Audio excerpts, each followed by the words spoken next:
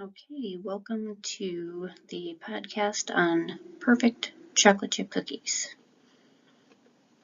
also known as how to impress your friends and get invited to dinner parties.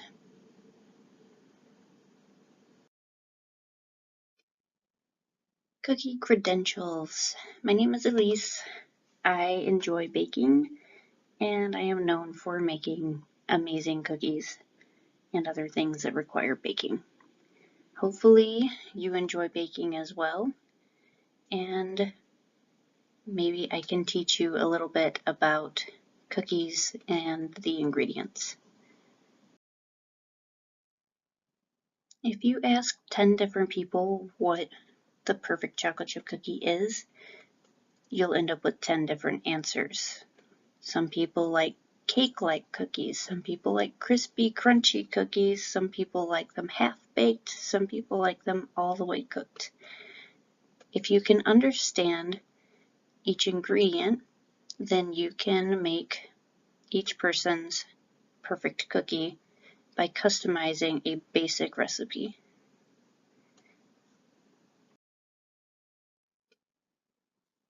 Here's the Nestle Toll House Basic Chocolate Chip Cookie recipe. These are the basic ingredients that you need to make any sort of chocolate chip cookie. Over here on the control, this is your basic Nestle Toll House recipe. There's a cookie customization guide that shows you changes in the ingredients and how it affects your bake. This is essentially what we'll be looking at today. There are 5 basic steps for making cookies. Step 1, you want to cream together your butter and sugar. So you want it to be almost white after it is beaten in your mixer for about 3 minutes, give or take. It'll take some experimenting to learn what the perfect texture is. The second step, after you've creamed together the butter and sugar, is to add your eggs and vanilla. Make sure everything's mixed in well, and then stir in your baking soda and salt into your flour, which is in a separate bowl. Once those are mixed, add the flour mixture to your butter mixture, stir in your chocolate chips, bake it, and you're done. So let's look at the ingredients and what they do inside your final bake. Butter temperature actually does matter. What you want to use is room temperature butter that has been left out for an hour or two to soften before you use it. This way it's not completely melted and can still trap some air, which is what helps your cookies expand in the oven. Cold butter won't mix well with your sugar and you'll end up with grainy cookies and chunky batter. Melted butter will start melting your sugar. It can't trap any air in it and you end up with flat and sometimes burnt cookies. Sugar varies based on what kind of sugar you have. If you have brown sugar, it has molasses added in it, and that gives it a chewier texture and a more caramelized flavor. White sugar doesn't carry very much flavor other than sweetness, but it is essential in your cookies. Sugar alternatives, there are a lot of them. A lot of people experiment with using molasses or honey. You can look into those if you're interested. When a basic recipe calls for eggs when you're baking, it will usually specify large eggs. If you look at your eggs in the store, there are various different sizes, and since most of your liquid is coming from eggs and butter, if you change the size of the eggs, you're changing the ratio of liquid to dry ingredients. So even variation in between large eggs can have an effect on your final bake.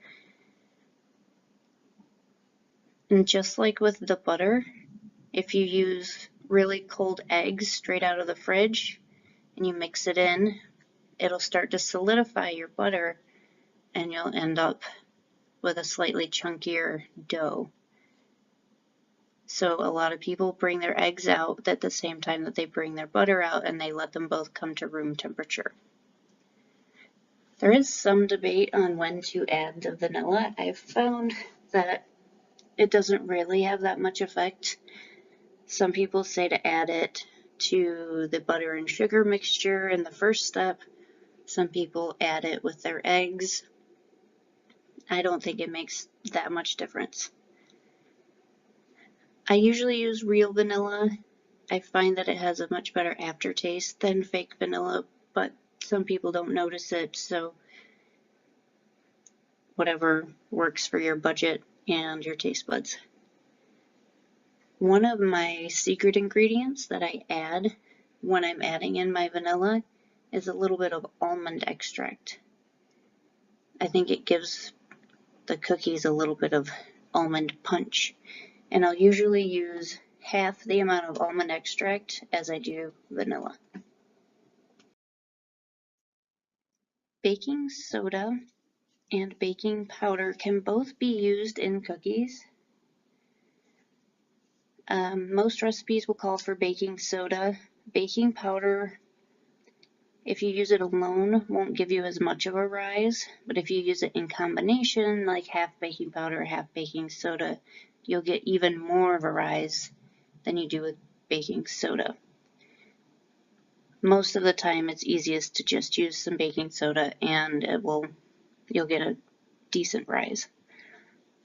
Table salt tends to have a finer crystal structure, a smaller grain than sea salt. What I like to do is mix a little bit of both, or use table salt in the recipe so that it blends in and you don't bite into a grain of salt, and then maybe sprinkle a few grains of sea salt on top when I'm done.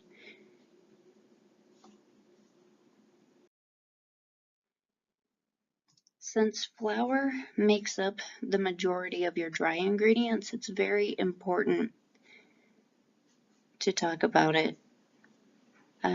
There's several different kinds of flour. They vary based on gluten content and color.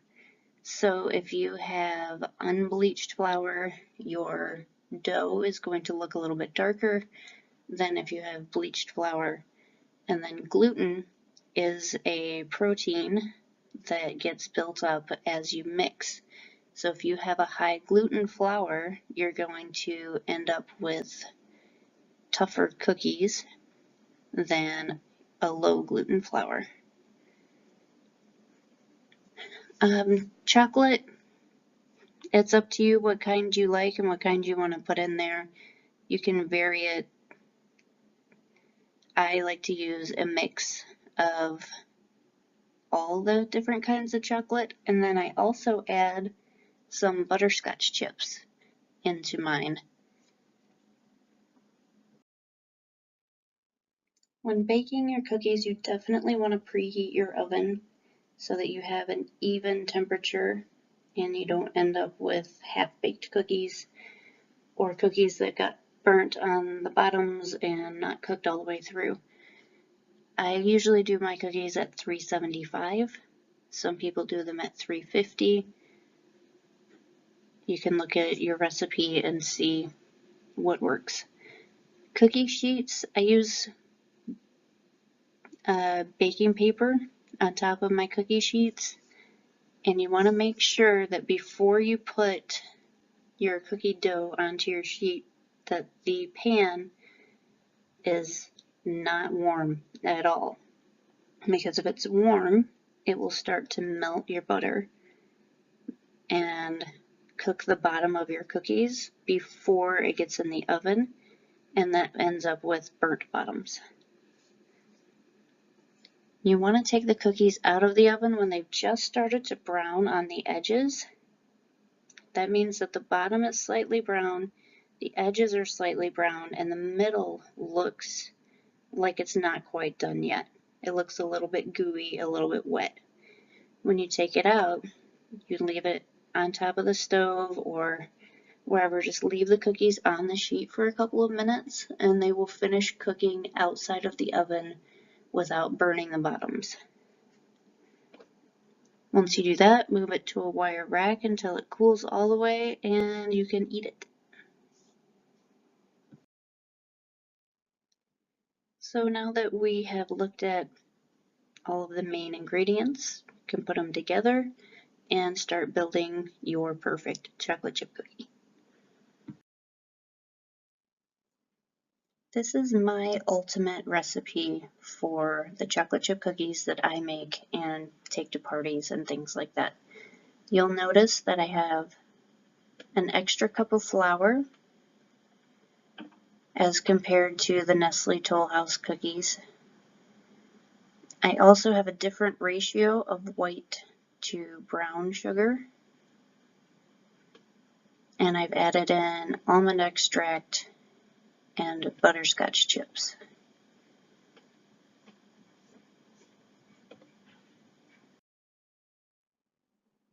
So what you do, preheat the oven to 375, cream together your butter and sugar in a large bowl. I have a KitchenAid mixer, so I'll just throw the butter and sugar in the KitchenAid bowl. And cream it together until it's white, it's not super grainy. Add in 1 egg and 1 teaspoon of vanilla, cream together. Put in the rest of your wet ingredients, which is the other egg, rest of your vanilla, and almond extract. Cream it all together again. It's going to be really gooey and kind of gross looking. In a smaller bowl, I put all the flour in and then I stir in the salt and the baking soda. And you want to combine the flour mixture with your butter mixture. And remember that there's gluten in your flour, so you don't want to mix it too much because that'll make it tough and then you'll end up with tough cookies. Stir in the chocolate chips and or butterscotch chips. You want to bake the cookies at 375 degrees Fahrenheit for between 8 and 10 minutes is what most ovens will take. The cookies are ready when they just start to brown at the edges. That means the bottoms are done and you want to pull them out then. They might look like they're not done in the middle, but they will continue to cook after you pull them out and they will harden and the middle will solidify. So then it will be gooey on the inside and not burnt on the bottom. And as they cool on the cookie sheet for a couple of minutes, you can move them over to a wire rack. If you try to move them too early, they'll be too soft and they'll fall apart. So now that I've shown you the ingredients and my perfect recipe, we can go back over the ingredients and then you can use that to tweak either the basic recipe or my recipe and make your own awesome cookies. So remember with your butter, you don't want it to be liquid. You don't want it to be too hard to be able to mix into your sugar. You want it to be just softened enough to where you can cream it together with the sugar and you won't end up with lumps of butter that melt out of your cookie in the oven.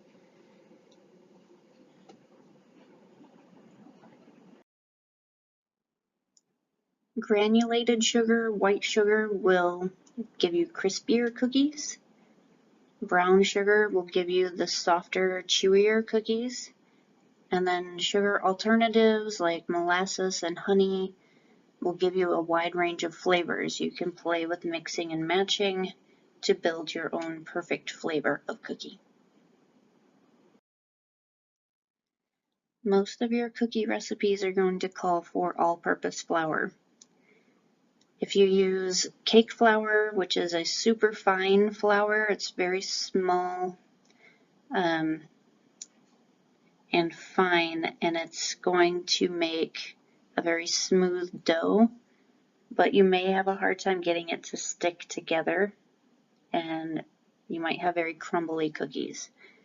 Bread flour has extra gluten added into it so that you can get the structure you need for bread.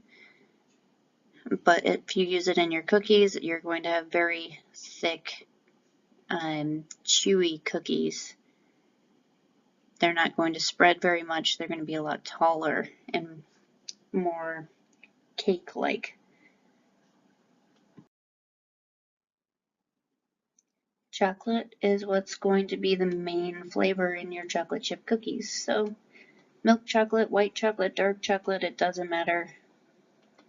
Just go with what you like.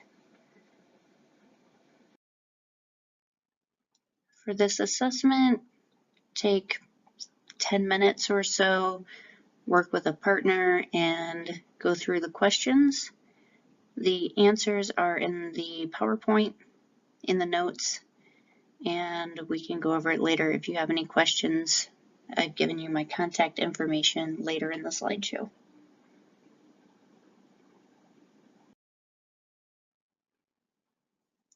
There are several baking blogs, baking websites, and things. I've just added a few here that I used to build this PowerPoint. Handle the Heat, Boston Girl Bakes, Baking Mad, and JoyAtBaking.com were the main ones that I used. This is my contact information. If you have any questions or want to go over the assessment, don't hesitate to let me know.